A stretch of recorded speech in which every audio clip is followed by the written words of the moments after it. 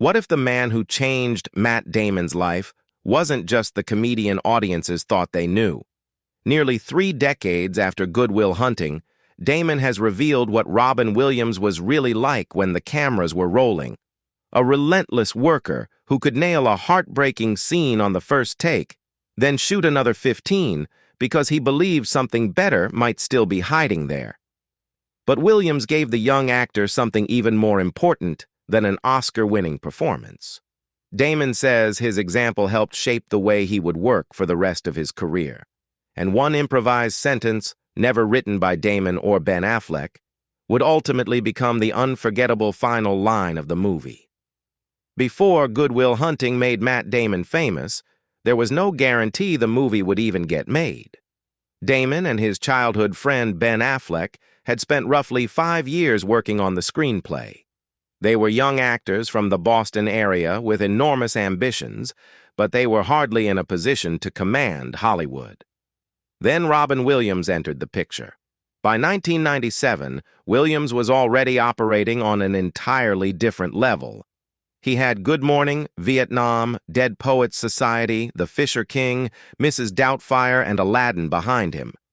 Damon was only about 26 while making Good Will Hunting, and suddenly he was sitting opposite one of the most recognizable performers in the world.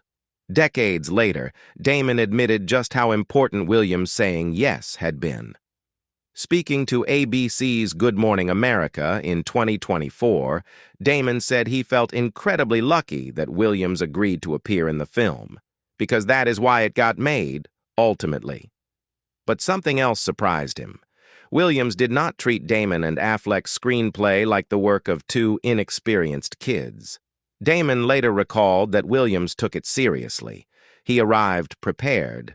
And despite his reputation as a wild, improvisational genius, he respected what the 2 young writers had spent years building. That mattered to Damon. He was still developing his own habits as an actor and figuring out what being successful in Hollywood was supposed to look like. Instead of encountering an established superstar who dominated the room, Damon found someone he would later describe as overflowing with generosity. And once filming began, Damon discovered that Williams's generosity was matched by an almost frightening work ethic. The Robin Williams audiences saw on screen looked effortless. The Robin Williams Damon saw up close worked relentlessly to make it look that way. What surprised Matt Damon was not simply how talented Robin Williams was, but how much work went into performances that looked completely effortless. Damon would later describe Williams as one of the hardest working people he had ever worked with. On Good Will Hunting, Williams could repeat the same scene again and again, but Damon noticed that he rarely gave exactly the same performance twice. Sometimes the changes were obvious. Sometimes they were almost invisible. A pause might move, a reaction might soften, or an entirely different idea might suddenly appear. That persistence occasionally became expensive. Damon has recalled shooting something around 15 times, even though he, Ben Affleck, and director Gus Van Sant already believed they had what they needed. Williams still wanted to explore it further. According to Damon, the production even went over its film budget, partly because they accumulated so many takes of Williams. This was 1997, when movies were still being photographed on physical film, so continuing to roll was not simply a matter of filling another memory card. Years later, Damon connected that behavior to something director Terry Gilliam had told him about working with Williams on The Fisher King in 1991. Gilliam had jokingly created a report card for Williams, giving him high marks for qualities such as creativity and energy, but an F for late-night phone calls. Damon explained why. Williams would go home after shooting and call because he was still thinking about the work. He was a ruminator, Damon said. That detail changed the way Williams' famous spontaneity could be understood. His improvisation was not merely uncontrolled comic instinct. Behind it was someone who kept examining what he had done and wondering whether another possibility remained. Damon saw that combination firsthand. Preparation followed by experimentation. Then more experimentation even after everyone else thought the scene was finished. Williams could arrive knowing exactly what he was doing and still refuse to assume that his first idea was necessarily his best. Eventually, that habit would produce a line Damon and Affleck had never written, and an ending neither of them saw coming. All those extra takes eventually produced something neither Matt Damon nor Ben Affleck had put on the page. It happened during the final moments of Good Will Hunting, when Sean Maguire walks outside, opens his mailbox, and finds a letter from Will. Will has left Boston to pursue Skylar, explaining that he has to see about a girl. The phrase deliberately echoes Sean's earlier story about giving up his ticket to Game 6 of the 1975 World Series because he had met the woman who would become his wife. The scene had a simple plan. Director Gus Van Sant would leave the camera on Robin Williams for as long as necessary while Sean absorbed the news that Will had finally chosen to change his life. Damon stood off camera and read the letter aloud so Williams would have something real to respond to. During the first few takes, Williams simply read and reacted without adding a final remark. Then he began experimenting. Damon remembers that around the 9th take, Williams opened the door, read the letter, and suddenly said, "Son of a bitch, he stole my line." Nobody had planned it. Damon immediately understood what Williams had done.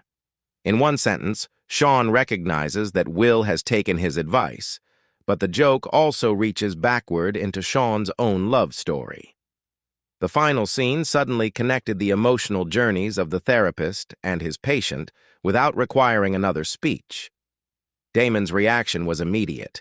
He grabbed Van Sant, describing the discovery years later as being like when a piece of dialogue falls from heaven. Affleck was not on the set, so Damon called him as soon as he could. He remembered telling his writing partner, "You're not going to fucking believe what he said." Affleck agreed that Williams had found the ending. The remarkable part is what Williams did next. He did not stop. According to Damon, Williams went on to perform another 5 or 6 takes, still searching for alternatives even after everyone around him believed he had already found the perfect line. When Good Will Hunting reached theaters in December 1997, that improvised sentence became the final spoken line of the film. The movie eventually earned 9 Academy Award nominations and won 2. Williams took Best Supporting Actor, while Damon and Affleck won Best Original Screenplay. Ironically, one of the screenplay's most memorable lines belonged to neither screenwriter. It belonged to Robin Williams. The improvised ending showed Matt Damon how quickly Robin Williams could invent something brilliant, but another scene revealed a very different side of him. Damon has repeatedly returned to the famous Boston Common Bench sequence, where Sean Maguire finally confronts Will about the difference between intelligence and experience. There are no elaborate sets or comic distractions. For several minutes, Williams does most of the talking while Damon's character sits beside him and listens. When Damon later discussed filming that sequence, he remembered realizing almost immediately that Williams had found exactly what the scene needed.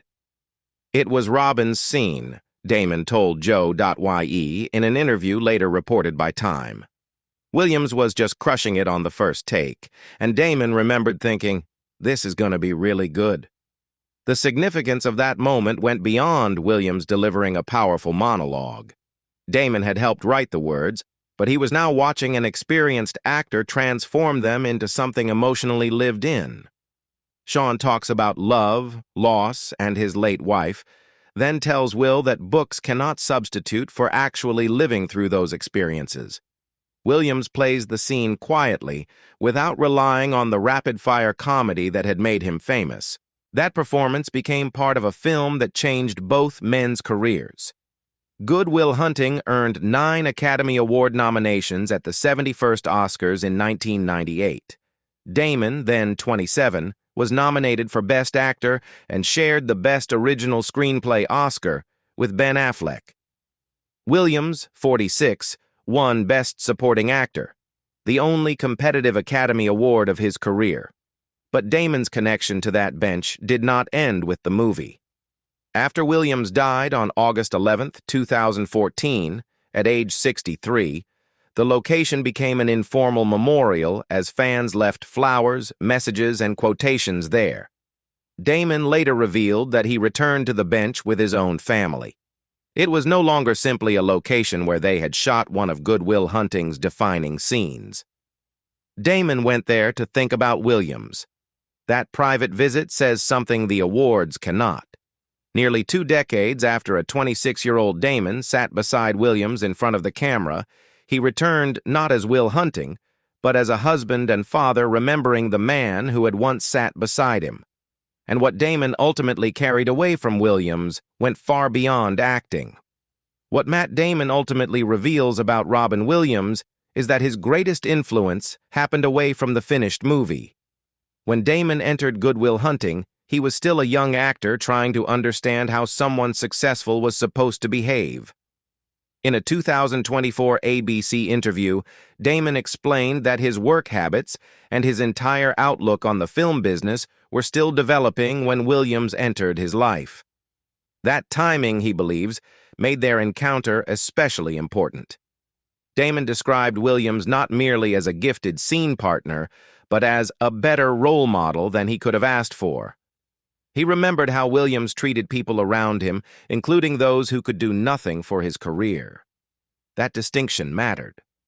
The young Damon was watching a major Hollywood star whose status did not prevent him from being generous with the people sharing his workplace. More than 25 years later, Damon was still talking about that example, and Williams was not the only veteran actor Damon studied during those formative years. In 1996, before Good Will Hunting, Damon worked opposite Denzel Washington in Courage Under Fire. In 1998, immediately after his breakthrough, he appeared with Tom Hanks in Steven Spielberg's Saving Private Ryan. By 2026, Damon openly grouped those 3 men together when explaining where his own professional behavior came from. The admission came while Damon was promoting Christopher Nolan's The Odyssey, in which he plays Odysseus opposite Tom Holland as Telemachus. Holland praised the now 55-year-old Damon as the production's fearless leader. Damon immediately turned that compliment backward toward the generation that had taught him. He explained that he had been around Holland's age, or slightly younger, when he worked with Williams, Hanks, and Washington. Their example is what shaped the rest of my career, Damon said. Then he imagined the cycle continuing. Perhaps 20 years from now, Holland would sit beside another young actor who would remember learning from him. That is where Williams's influence becomes larger than Good Will Hunting. Damon went from an unknown screenwriter-actor watching an established star at close range to the veteran actor younger performers now watch themselves. Robin Williams died in 2014, but the example Damon says helped shape him did not disappear with him. Nearly 3 decades after they made one movie together, part of Williams' legacy is still visible in the way Matt Damon chooses to work. Nearly 3 decades after Good Will Hunting, Matt Damon's memories reveal a Robin Williams audiences rarely had the chance to see. Not simply a brilliant comedian, but a demanding craftsman, a generous colleague, and a role model whose influence lasted far beyond one film. Williams helped turn a risky screenplay by 2 young actors into a movie that earned 9 Oscar nominations, but his deeper legacy for Damon was personal. He showed him what kind of actor, colleague, and leader he wanted to become.